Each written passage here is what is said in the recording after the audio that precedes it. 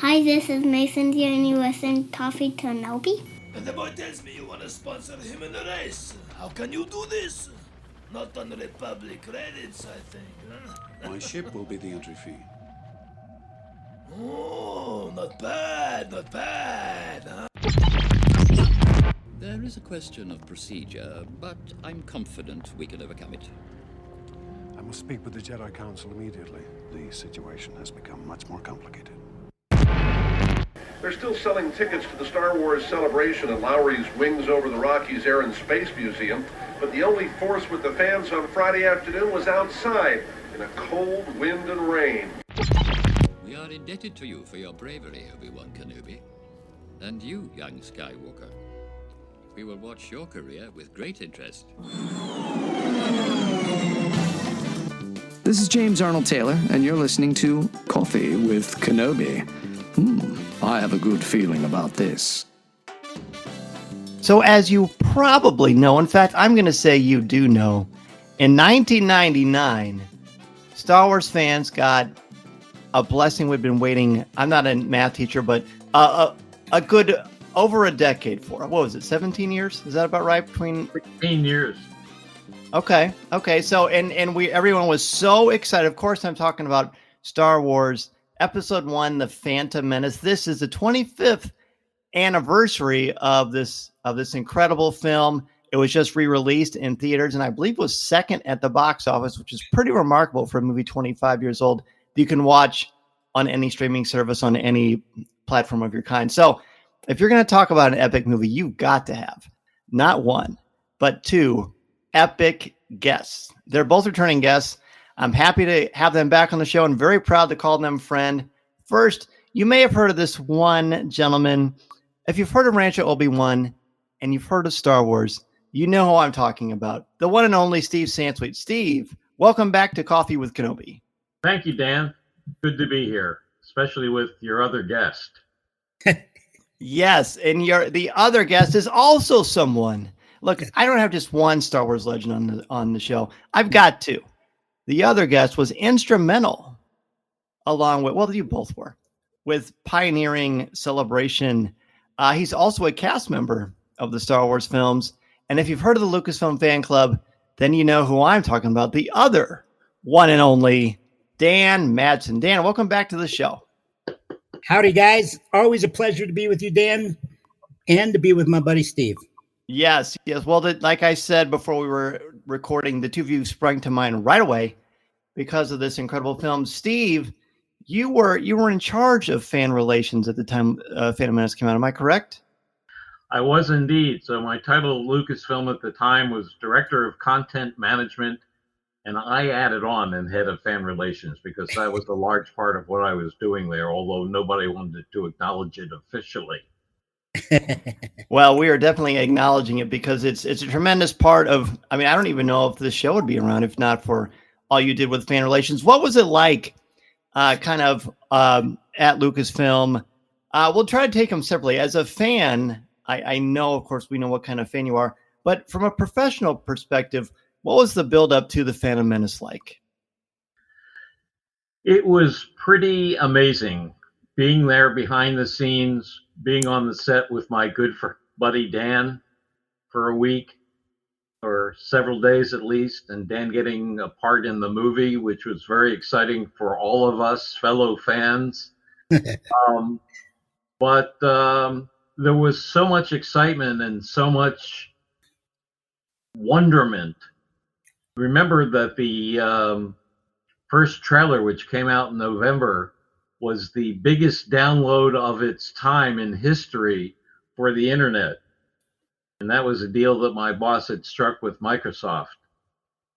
So, and that trailer left us all wanting more. It was an incredible trailer. The Gungans coming out of the fog, and it went on from there. I very much remember Entertainment Tonight recording that because that was where they were going to show on broadcast television the trailer for the Phantom Menace. And when that mysterious red-faced villain appears with the horns, and all of a sudden his lightsaber is a double-bladed lightsaber, I don't remember when it actually came out that it was Darth Maul, but I'll never forget just the awe and wonder that you mentioned. What do you remember when the name was actually released? Was it in USA Today or where was it? I don't recall that. I don't either. Yeah, I don't either. Dan, what was it like for you? Because you of course, were still obviously pioneering the fan club, and there was the build up to the Phantom Menace. What was it like for you from that perspective? Well, I have to say, right up to today, from the moment Star Wars came out back in 77, and I was, 14, 15 years old, right up till today, I don't think I've ever been present at a more exciting time to be a Star Wars fan than that period of time, moving right up to episode 1. You know, I mean, you had the special editions open up a few years before that of the original films, but then, you know, this excitement of people who had been waiting and hoping and praying that George would do another Star Wars movie. And, you know, the anticipation of, oh my God, we're going to the movie theaters. We're going to watch a brand new Star Wars movie. That excitement was palatable. You just, you know, you could feel it everywhere. And with the fan club, and I'm sure Steve felt this being at Lucasfilm, you know, I mean, putting out the magazine, and then we had the catalog, the Jawa Trader, of selling all the product, and you know, it's just, and the fan mail that would come in, and the messages that we would get, and it just, I've never felt a more exciting time to be a Star Wars fan than that. Those months were going right up to the release of Episode 1. Oh, I believe it. I remember USA Today had like a daily Star Wars, sort of like a tidbit. And I subscribed to the USA Today just to get that. I cut them all out, kept them in a shoebox, probably. I'm sure Steve probably did something similar. And we were so hungry for that news. But was there sort of a sense within the company? Was anyone nervous or trepidatious, or was it sort of like, well, this is Star Wars, it's a home run? Mm-hmm. I don't think anybody put money on it. People were confident in George, but nobody knew. It was a whole new generation of fans. It was a generation of older fans who grew up on the original trilogy, and nobody knew what the reception would be. You have to remember, as George remembers very well, some of the nitpicky reviews for the first 3 movies. Mm-hmm. And what George has been quoted as saying is, well, they didn't like the first 3, so why is it a surprise that they don't like the prequels? Now, that's not quite the way I remember it, but it's certainly the way George remembers it.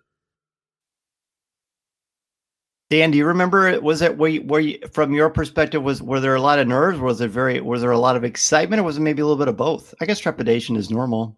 There is. I mean, well, there was trepidation. There was a lot of nerves going into it. I mean, for us, 2 weeks prior to the movie, you know, putting together this enormous event, the Star Wars Celebration, and dealing with all the problems that we had to deal with between weather and other issues, it was nerve-wracking. But as far as the actual movie goes, you know, I had confidence. I'd seen enough of it in clips and scenes, and I got to go out to Skywalker Ranch and read the screenplay many months before. I knew what was going to happen, and I felt really good about it. So I wasn't nervous about it until, you know, some of the reviews started coming out, and I started going, well, what movie did they see, and did they not like this? And, you know, I don't know. That was a trying time right after the movie had come out. And Dan had invested a lot in the merchandise for Episode 1. And boy, was there a waterfall of merchandise. That's exactly right, Steve. In fact, Steve hit it on the nose. For me, we had invested in a buttload of merchandise for the catalog. And we had, you know, warehouses stored with boxes of action figures and you name it, everything from Hasbro on and on. And it was a little bit worrisome when we started noticing that everybody had the merchandise. I mean, mom and pop gas stations, the merchandise was everywhere.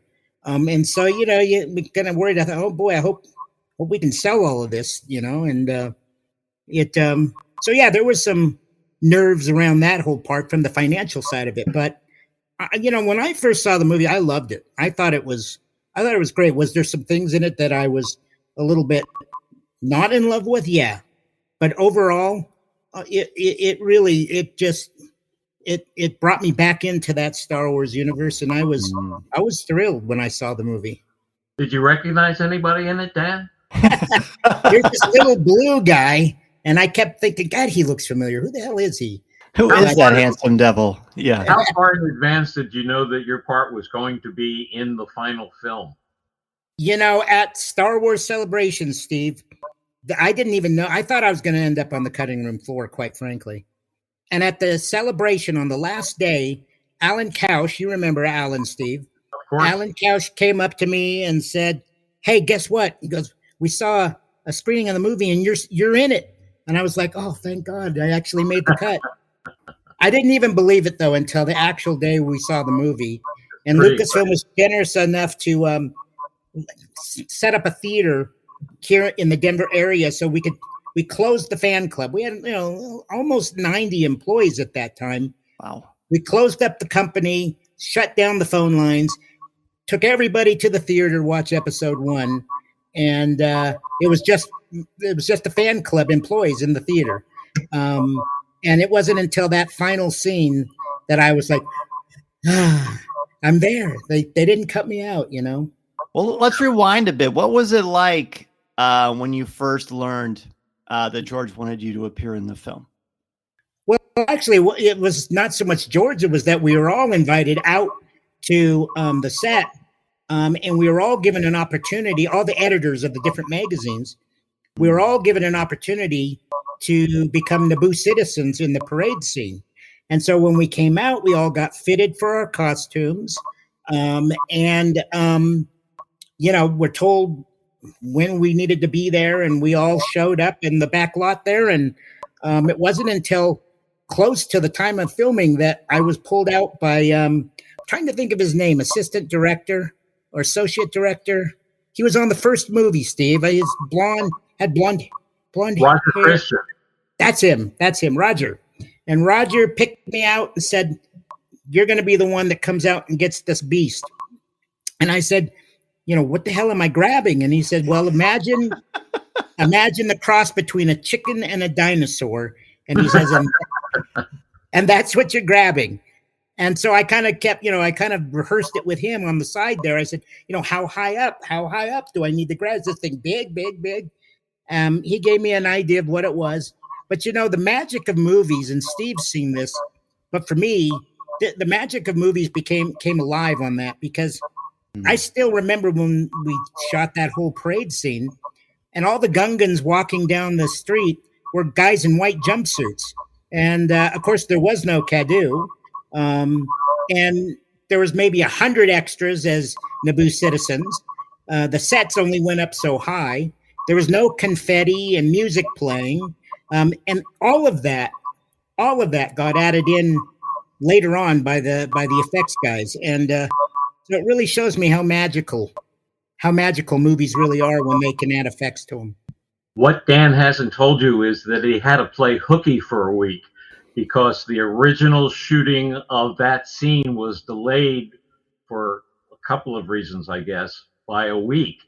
And so some of us had to go back to work. Yep. And didn't get a chance to be a Naboo citizen, even though we have pictures of ourselves as Naboo citizens. Lynn Hill told me, she goes, "I tell you this, but you got to stay another week, because they got to film some more stuff, and the skies were different or something. And so we got to get it when the day looks the same." And so I stayed an extra week to do that. Steve, George should have wrote you a note or something. You'd think, huh? Yeah. Yeah. And you know what I remember the most from that trip, though, was that it was at that exact time while we were all over there, Steve, that Princess Diana was killed in her car crash. Oh, my gosh. And I can remember being there and seeing the newspaper headlines all over the place. And I can remember the funeral, and I went and watched it, the funeral procession go by. And I'll never forget that while we were all there doing that, that was at the exact same time that she was killed in that car accident. I remember getting a call or a message that had happened, and I went out that Sunday morning and got the British newspapers, some of which I still have. Yep. It was a big shock to everybody. It really was. Absolutely. Well, there's a lot. There's so many. We could sit here, and that's one of the best things for me about hosting the shows. I want to feel like I'm sitting in a coffee shop with my friends talking Star Wars, and that's exactly what's happening here. And people listening, you can't see their faces, but these two are just lighting up like wonderful Christmas trees, because there's a lot of fun memories associated with this. I'm sure you listening have your own memories associated with this, but for me, and I know, Steve, this is your love language too, the merchandise. Yes, there was a plethora of it, but you know what? It was so much fun. It was so much fun. I remember walking into Pizza Hut and taking these greasy boxes. Years later, my wife said, "Why do you have a dirty pizza box in the attic?" And I was like, "Why don't you? This one has Padme on it." You don't have a pizza box flat, unfolded? I could not acquire one, but when I went into Taco Bell, I said to the employee, "I love your hat," and he took it off his head and gave it to me. So I have the Taco Bell employee Star Wars Phantom Menace hat. Now that's cool. One of my favorite memories after Celebration was after we had finished it on the last night, and I was exhausted after those 3 days. And so it was all over, and we had everybody was cleaning up and putting stuff away. My buddy who was there with me, we decided we needed to go get some dinner. So we left and went to go get some dinner. And as we had to drive past a Toys R Us. And I mean, there was a line starting from the front door, going all the way around the building, because it was that night that they were going to open and all those Episode 1 toys were going to become available. And I just remember seeing that line and thinking, oh my gosh, this is amazing. Midnight Madness. That's what it was. I remember it clearly now. Was that your idea, Steve? Midnight Madness? No, that was licensing's idea. And they keep playing that back every year in a slightly different way. I've never seen so much activity around May the 4th as I have this year. So they learned their lesson well. But one of the lessons to be learned from Episode 1 was there can be an overabundance of merchandise. And as Dan was saying, it was in every mom and pop store, every gas station. There was too much. And a couple of the licensees went out of business because of it. They overproduced. Oh. Yep. Yep. So you have to be watching that very carefully. I was overwhelmed, I must admit. Oh my gosh, I can't even imagine what it must have been like for you. Steve, do you have one of everything that was made for Episode 1 from licensing? Pretty much. I'm sure there's some things that are missing, like maybe one of the 91 Hope Industries watches, which was one of the companies that didn't survive Episode 1. But I have a lot of stuff. One of the first times I went to Rancho Obi-Wan, I saw the Pepsi cans. Tell us about the Pepsi cans and kind of what that was about. Well, there were collectible Pepsi cans, and they were done not only in the U.S., but other places, especially Japan, which did a slightly different version. They had stacked Pepsi cans with half an illustration on the top and the body of the character on the bottom. But in the U.S., it was trying to find the gold Yoda can that was packed in a number of cartons. Nobody knows how many. They never said how many. Or buy it on eBay. That's my default. If you can't find it, get it on eBay if nobody's trying to charge too much money for it. We were on like a river excursion, and we would go to the different docks. It was on the Mississippi actually, Dan, but there was no sign of our buddy Mr. Twain. Twain? Yeah. And we would go to the different docks, and every dock had like a little like gas station. And I would just run in there, and I bought more Pepsi cans. I'm surprised I didn't end up getting like dentures. I drank so much Pepsi looking for that gold can, and I never got it. But there was a black one too, wasn't there? Of Anakin and Darth Vader together. I don't remember that one. I remember the gold Yoda, but I don't remember that one. I don't either. Huh. I could be misremembering. It wouldn't You be might the have first. imagined that, Dan. It's very possible. Dan, did you get a rocket firing Boba Fett figure in the mail? No. I could retire off that today if I did. Yeah. Yeah. I remember one of the first times you came on and we talked about the wonderful, it became like sort of an urban legend, didn't it? Yeah. The rocket fire. Yeah.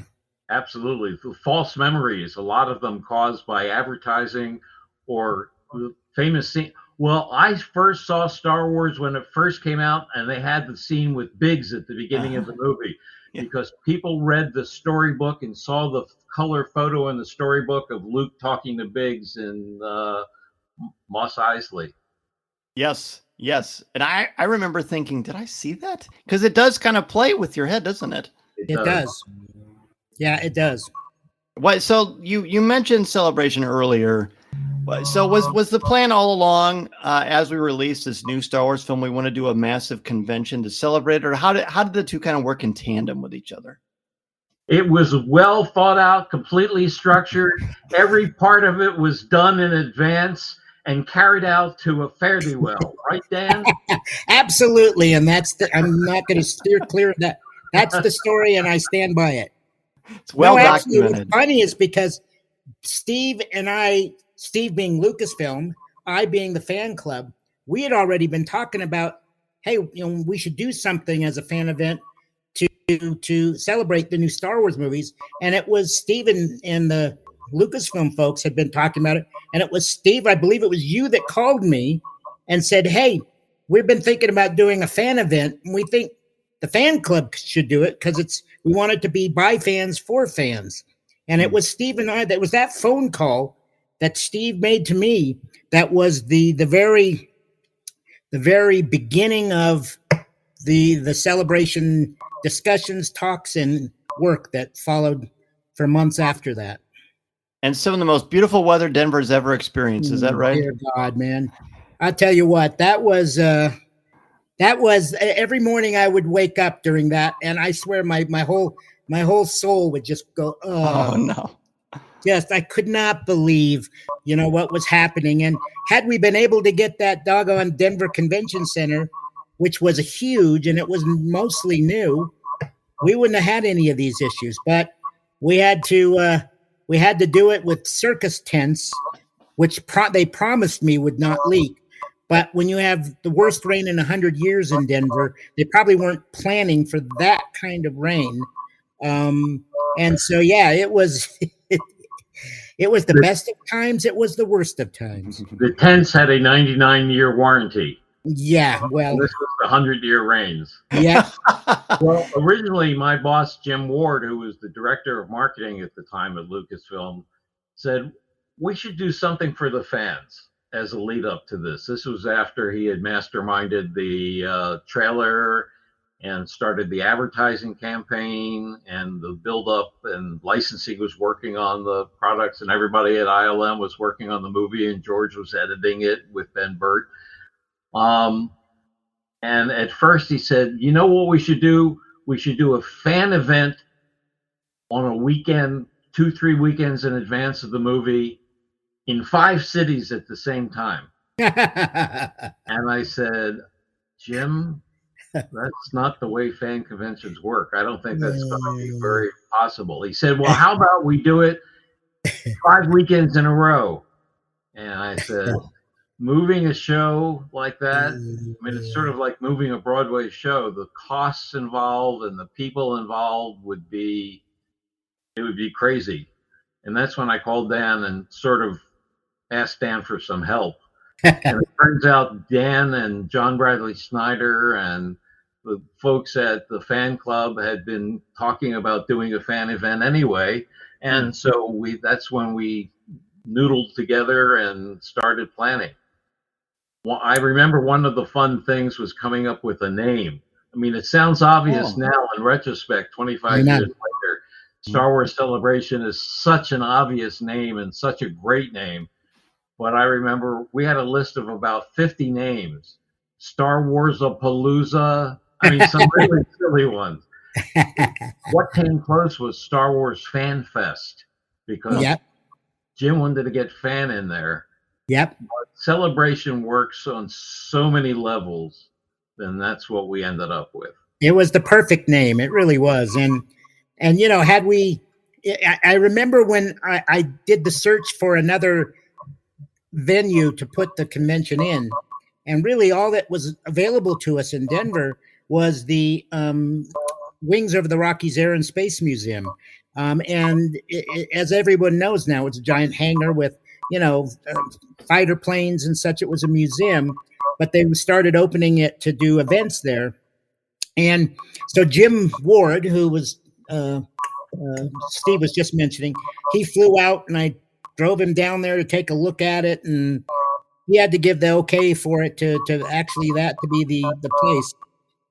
But man, I'll tell you what, as I kept looking at the weather forecast, as we kept getting closer and closer, and I kept thinking, man, you know, this is not looking good. And I swear to you, every year since we held the celebration here in Denver on those exact dates, it's been absolutely sunny, blue sky, and beautiful. Of course. And every year I say the same thing to my friends and my wife. I say, good God, why couldn't we have had this kind of weather in 1999? And Dan, you know, it's almost like an insult, you know. And Dan, is there any truth to the fact that as you were getting closer and closer to the first celebration, that there was a man with a very large beard building a massive boat, loading up 2 of every animal? Yes. There was that was probably a sign. Yeah. It was just down the street. I should have taken that warning. Dan, what's your best estimate as to how many tickets were sold for Celebration? The best estimate I had was, and I don't have exact, but anywhere between 25 and 30,000 people attended that very first, which, you know, Steve, today, that sounds so tiny compared to the numbers they get to the celebrations today. You know, you know, they limit them now. Yes. They sell out so quickly on the full weekend tickets, and the VIP tickets at a rather astounding cost go like that. Yes. So, not to mention the hotels. And why was Denver the first site? Is that might be something that's obvious that I don't already know. Well, we looked at, if Steve and Rome remember, we looked at other places. I mean, I know we talked about LA and Chicago and New York and such, but then I came back with the argument. I said, well, guys, if you're going to have me do this thing, I need people to help me man it and run it. I need lots and lots of volunteers. I said, in Denver, I have almost 100 employees, but I also have incredible number of volunteers who've worked the local Star Trek conventions and such. So I said, I have the people that we can have to help volunteer and man the thing.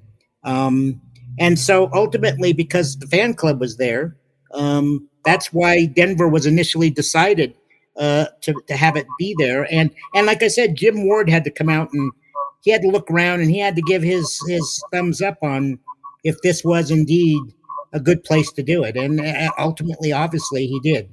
We did a tour of some of the rundown buildings that were going to be torn down at some point. Yep, I remember that. Yes. And we walked through one of the buildings that was going to be used as an auditorium with bleachers in it. And we walked into the lavatories, and they were crumbling. I mean, bricks on the floor and tiles off the walls. And Jim was looking around and shot me a look like, what? And that's when the whole idea of the tents came about. I think Dan came up with that. Well, we can have tents. Did Steve, do you remember the Jar Jar Jam and where we held that? I never made it. I was so exhausted. I never made the Jar Jar Jam. That was downtown at an old Jewish synagogue. Beautiful old building, but they had a basement auditorium. And it was really this kind of cool, hip, kind of vintage looking area. And so we sold a number of we limited the tickets, and I have no idea how many we limited it to. But that's where Ahmed Best was there, rapping with his group up there on stage, and Ray Park got up there and danced and rapped with Ahmed, and it was a very cool night event. And we had some of the cast members and guests at the event were there, and came and danced with the fans and such, and that was a cool kind of little event that will never happen again, quite like that. And if you were there, you can be proud to say I was there, because it was limited, and that will never happen again quite in that way. Rick McCallum showed up too, the producer. He did. Rick was there. Yeah, George didn't go to that celebration, did he? Too busy with his film, probably. He filmed a welcome greeting that we played at the opening ceremonies. Saying, hey, welcome, I'm over here on the set filming, welcome to the celebration, and all of that. Was there specific footage from the Phantom Menace that was sort of like to tantalize people, as if they needed incentive to go to a Star Wars celebration? But even though it was the first one, I remember the buzz for it, and I remember wanting desperately to get out there, but I don't even remember now why I couldn't do it. But I remember, wasn't there something exclusive footage-wise? Steve might have a better memory of other stuff. One thing I do very clearly remember is they played a great deal of the lightsaber duel between Qui-Gon, Obi-Wan, and Darth Maul. Goodness. And I'll never forget how that audience roared when you see that door open up and you see Darth Maul standing there, and he pulls his hood back. And when he puts his hand out and that lightsaber comes out, and then all of a sudden here comes another one out, man, that audience just went absolutely crazy. And I have goosebumps when I think about that moment, being there with all those fans watching that incredible scene. And that's kind of Star Wars magic that I'm not sure people feel anymore, because they don't have those kind of moments like that. There was additional footage beyond that was in the trailer that was shown there, some sneak peeks. And then, of course, we had some behind-the-scenes people. So we had Trisha Bigger there, the costume designer, and they just kept wheeling out these amazing costumes, the Padme dresses, and other costumes. Scott Chernoff got to interview a bunch of people. Scott was managing editor of the magazine. He was, and he was the host of the the second stage, and he did an absolutely amazing job. Scott deserves a big pat on the back. What was there a special merchandise as well? Yeah. Oh yes, of course. We wouldn't allow a celebration without special merchandise. We had all kinds of special merchandise: Darth Maul embroidered black leather jackets, and we had clothes, and we had. Steve knows better. He's the collector. He knows what stuff was available there. I have the Letterman jacket that's leather and wool, and it has a wonderful embroidered Darth Maul face on the back, and I got Ray Park to sign one of the sleeves. Cool. So that is my best memorabilia from the show. The publishers did a special edition of the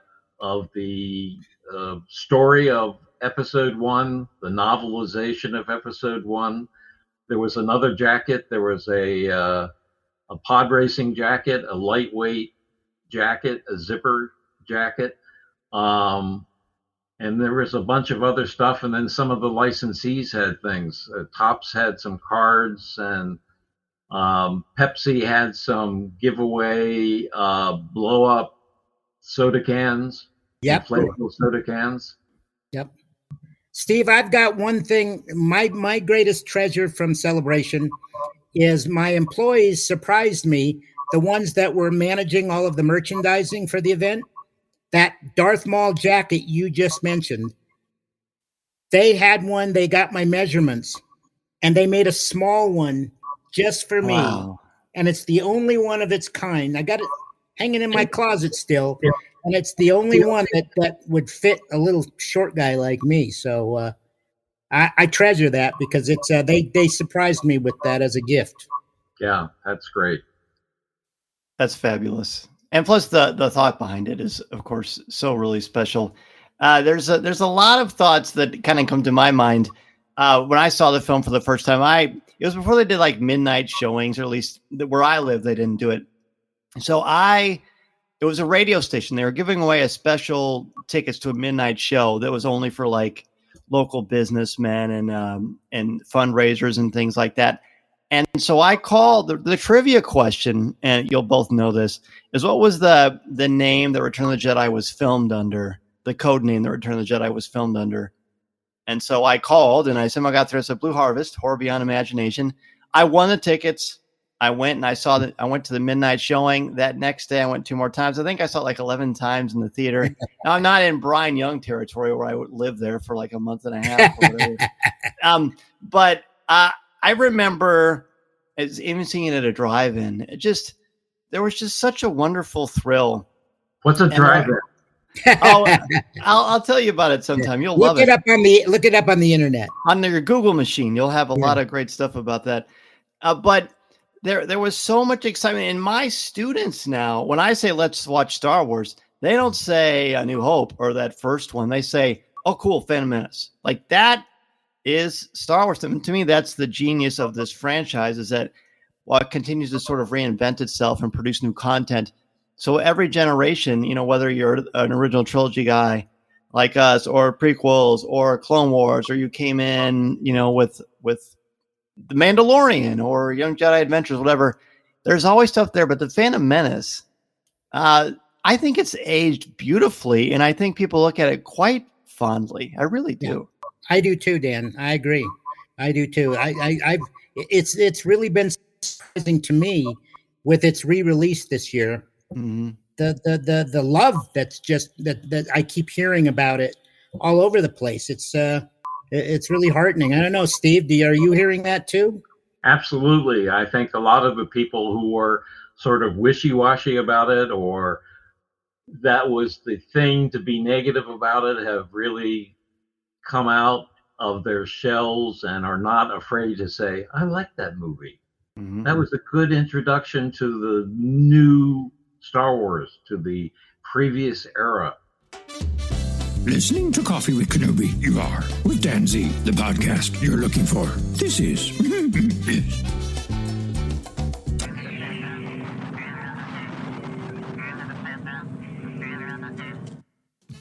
On my Facebook page, I posted a thing, of the movie poster, and I said 25th anniversary, 25 years ago, Phantom Menace came out, and I was noticing all the comments underneath it were all raving and positive, and then there's one guy that said, horrible. It was just horrible.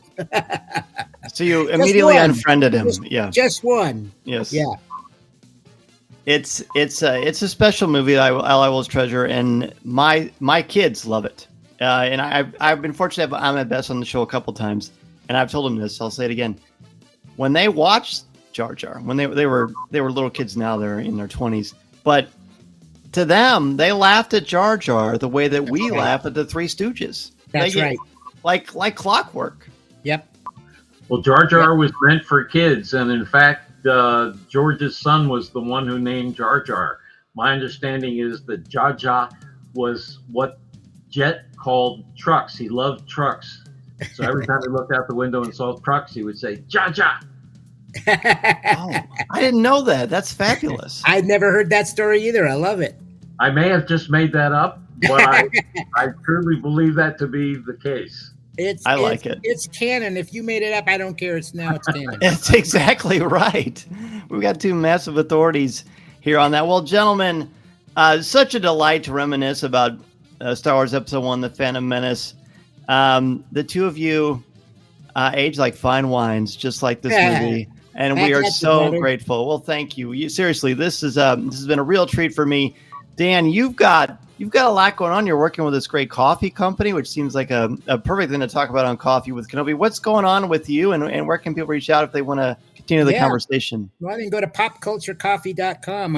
I'm working with Kyle Newman, who you guys probably are familiar with, and a couple of other partners.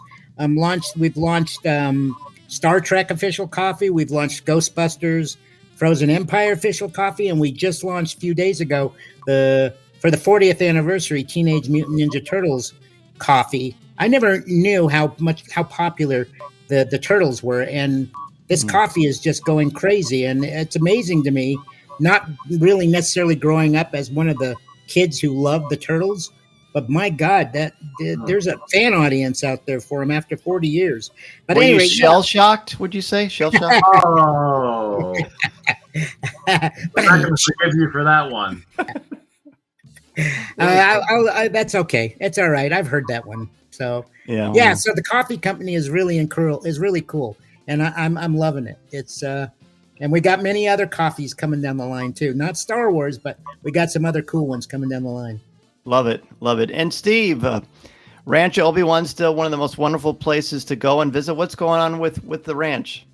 Well, we kept really busy at the beginning of May. We had a whole lot of May the 4th activities. Ann Newman, who's the president and chief executive officer of Rancho, and I did a 25-minute video for Walmart with all of their new May the 4th products.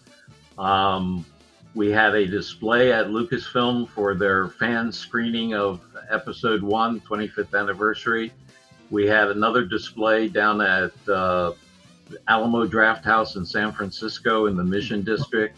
They showed all 9 movies. That was one of the 20 theaters in the U.S. that had a 21-hour marathon. Oh my gosh! I'm not sure I'd be able to stay awake for 21 hours. I don't know that I could either, Steve. I don't know. As much as I love the movies, it would be a little difficult. But they served food and drink, and we had a really nice display down there for 3 weeks.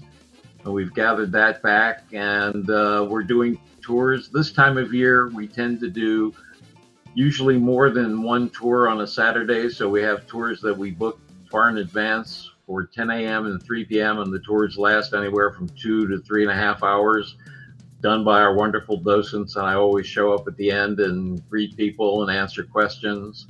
So this is a good time for us. We're doing well, and we're always adding things to the collection and changing things around. So it's great fun. Well, thank you again so very much for talking about the 25th anniversary and just sharing your love and your experiences. Thanks for inviting us, Dan. I've enjoyed it. I love always hanging out with my buddy Steve. Thank you, Double Dan. This podcast is not endorsed by the Walt Disney Company or Lucasfilm Limited. It is intended for entertainment and informational purposes only. The official Star Wars website can be found at www.starwars.com. Star Wars, all names, sounds, and any other Star Wars related items are registered trademarks and or copyrights of Disney and their respective trademark and copyright holders. All original content of this podcast is the intellectual property of Coffee with Kenobi unless otherwise indicated. This is the podcast you're looking for. There's no one here.